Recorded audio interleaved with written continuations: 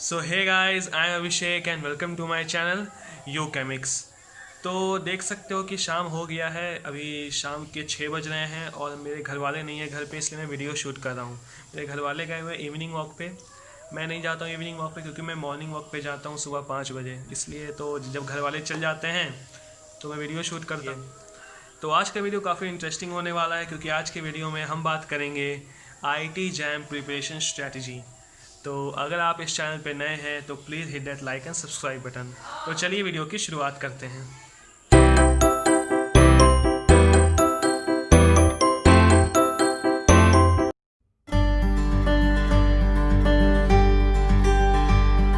तो काफ़ी दिनों से मुझे बच्चों के मैसेजेस आ रहे थे 2-3 महीनों से कि सर आप कोई स्ट्रैटेजी वीडियो बना दीजिए जैम के लिए। तो उन बच्चों को मैं पर्सनली रिप्लाई किया भी था और काफ़ी बच्चों को मैं रिप्लाई नहीं भी किया था। जिन बच्चों को मैं रिप्लाई किया था उस समय, उन बच्चों को मैं एक ही बात उस समय बोला था कि आईटी जैम निकालने का कोई परफेक्ट स्ट्रैटेजी नहीं है। आईटी जैम क्या, दुनिया का कोई भी अगर एग्ज़ाम हो उसको निकालने का कोई परफेक्ट स्ट्रैटेजी नहीं होता। क्यों नहीं होता? मैं अगर प्रैक्टिकल बात करूं कि हमारा ब्रेन सबका अलग अलग होता है, हम अलग तरीके से सोचते हैं सब चीज़ों को। तो अगर हम हर चीज़ों को अलग तरीके से सोचते हैं तो हम कैसे दूसरी की स्ट्रैटेजी फॉलो कर सकते हैं? जो मैं आपको स्ट्रैटेजी बताऊंगा या कोई दूसरा आपको बताएगा तो वो अब खुद के अनुसार, अपने खुद के ब्रेन के अनुसार वो बनाया था स्ट्रैटेजी, लेकिन आपका तो ब्रेन उस तरह काम नहीं करता है, आप तो अलग तरीके से सोचते हो। तो आपको खुद खुद अपना बनाना पड़ेगा स्ट्रैटेजी किसी भी एग्ज़ाम को क्लियर करने के लिए। कोई आपको दूसरा नहीं बता सकता, दूसरा बस आपको थोड़ा मोड़ा गाइड कर सकता है, लेकिन आपको स्ट्रैटेजी खुद ही बनाना है। अगर स्ट्रैटेजी बनाना सीख जाओगे तो आप उस दिन एग्ज़ाम भी क्रैक कर लोगे। तो यही बातें मैंने कही थी उन बच्चों को। तो बच्चे क्या ज़िद कर रहे थे कि सर आप अपनी स्ट्रैटेजी बता दीजिए, अगर आपको स्ट्रैटेजी बताने का मन नहीं है तो आप अपनी स्ट्रैटेजी बता दीजिए। तो ये वीडियो खास इसलिए रहने वाला है क्योंकि मैं अपनी स्ट्रैटेजी बताऊंगा। अगर आपको पसंद आए तो आप मेरी स्ट्रैटेजी फॉलो कीजिएगा, नहीं पसंद आए तो आपको कौन रोक रहा है। तो अगर मैं बात करूं अपनी कि मैं अपने जैम की प्रिपरेशन के दौरान क्या कर रहा था, तो मेरा एक सिंपल टारगेट था दिमाग में कि मुझे जैम का सिलेबस दिसंबर के एंड तक कंप्लीट कर लेना है।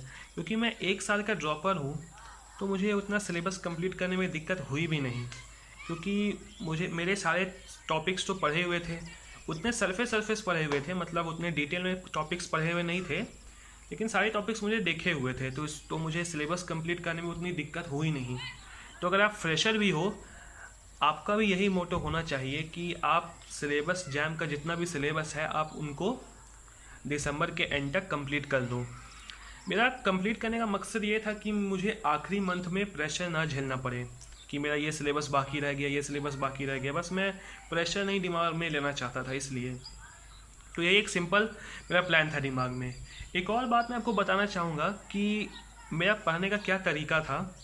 ये तरीका आपको पसंद आया ना आए, ये तरीका मैंने इस्तेमाल किया था अपने जैम के प्रिपरेशन के दौरान कि मैं रिवाइज़ बहुत करता था टॉपिक्स को।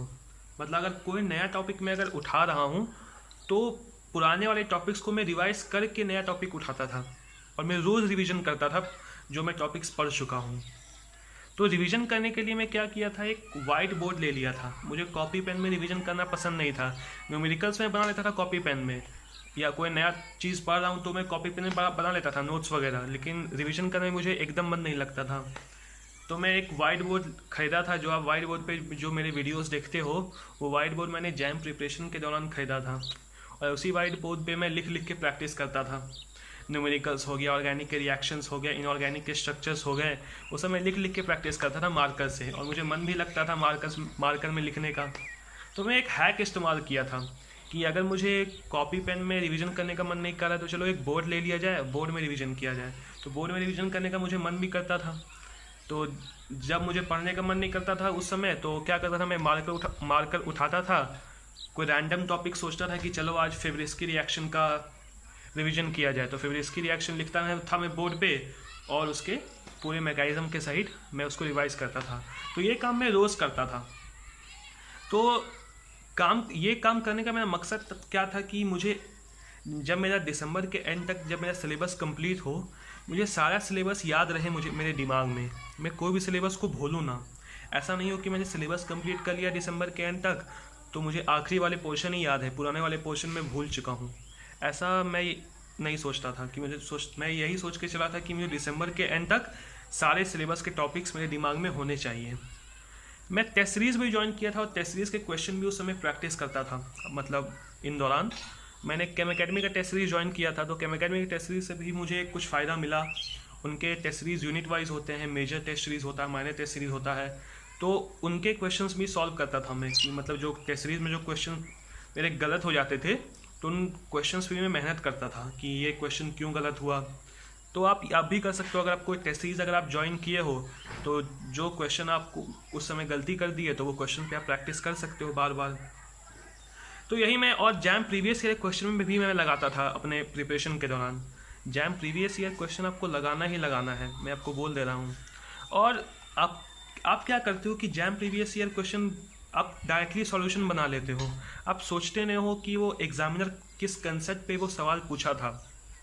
अगर आप वो करना सीख गए तो आप जैम क्लियर कर लोगे। मैं देखा हूँ जैम का पैटर्न कि एग्जामिनर जिस कंसेप्ट से सवाल पूछता आ रहा है पिछले सालों में, वही कंसेप्ट से वो अगला साल में भी क्वेश्चन पूछेगा।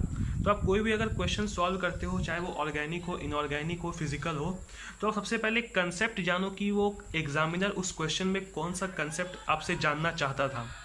तो वही चीज़ मैं एनालाइज करता था अपने आखिरी के 1 मंथ में जो मेरे बचे हुए थे। दिसंबर के एंड तक तो मैंने सिलेबस कंप्लीट कर दिया था, टेस्ट सीरीज़ भी दे दी थी, और आखिरी के मंथ में मैं टेस्ट सीरीज़ देता था केम एकेडमी का major test series, unit wise test series, और जैम प्रीवियस ईयर क्वेश्चन में प्रैक्टिस करता था।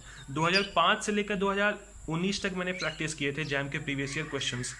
मैंने कोई भी प्रीवियस ईयर छोड़ा नहीं था, और मैंने एक प्रीवियस ईयर को 3-4 बार प्रैक्टिस कर चुका था, और एक टॉपिक भी मैंने 4-5 बार रिवाइज़ कर लिया था। क्योंकि अगर आप एक टॉपिक को 4-5 बार रिवाइज कर लेते हो तो आपको वो टॉपिक काफ़ी आसान लगता है, और आप एग्ज़ाम हॉल में तो आप टॉपिक पे अगर कोई क्वेश्चन आ भी गया तो आप उसको आसानी से सॉल्व कर लेते हो। अगर आप वो टॉपिक एक बार पढ़ोगे तो आपको टाइम लगेगा एग्ज़ाम हॉल में बनाने के लिए, लेकिन आप अगर वो टॉपिक 4-5 बार पढ़ लोगे तो वो आप एग्ज़ाम हॉल में आसानी से बना लोगे उस टॉपिक्स पर अगर कोई एक सवाल आएगा तो मेरा यही 2 मूल मंत्र था कि मुझे जैम प्रीवियस ईयर क्वेश्चन को अच्छे से एनालाइज करना है, और दूसरा कि मुझे रिवीजन पे फोकस करना है।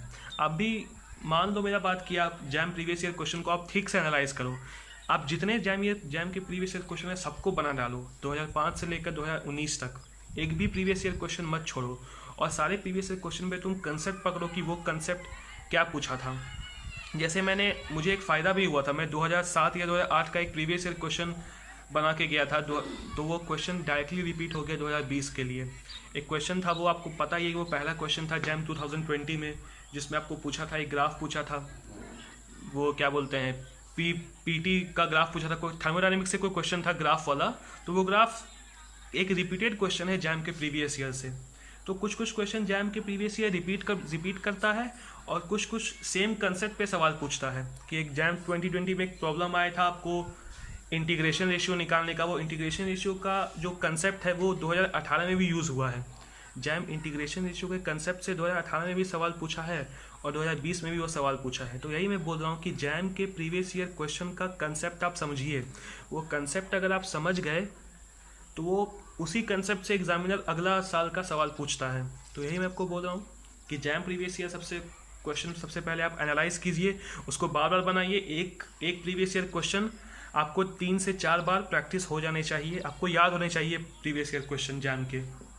और दूसरा बात आप क्या कीजिए, आप रिवाइज करते रहिए। ऐसा मत कीजिए कि मैंने सिलेबस कंप्लीट कर लिया उसके बाद मैं रिवाइज करूँगा, नहीं, सिलेबस के दौरान ही आप रिवाइज कीजिए।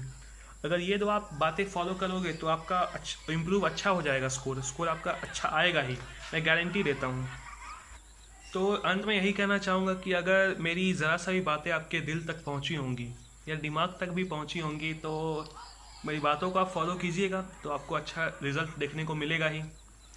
एक और बात मैं बोलना चाहूँगा कि काफ़ी लोग बोलते हैं कि जैम 2 या 3 महीने में क्रैक हो सकता है, 1 महीने में क्रैक हो सकता है। उन लोगों को मैं बोलना चाहूँगा कि कोई एग्ज़ाम निकालने का शॉर्टकट तरीका नहीं होता। आपको मेहनत करना ही होगा अगर आपको सक्सेस पाना है तो आप मेहनत कीजिए, आपको रिज़ल्ट ज़रूर मिलेगा। तो इसी के साथ मैं अपनी वीडियो को एंड करता हूँ। तो अगर आपको ये वीडियो अच्छा लगा तो ये वीडियो को फैला दो आग की तरह। आग की तरह अगर नहीं फैला सकते तो पानी की तरह बुझा दो। So this is Abhishek Upadhyay from my home signing out.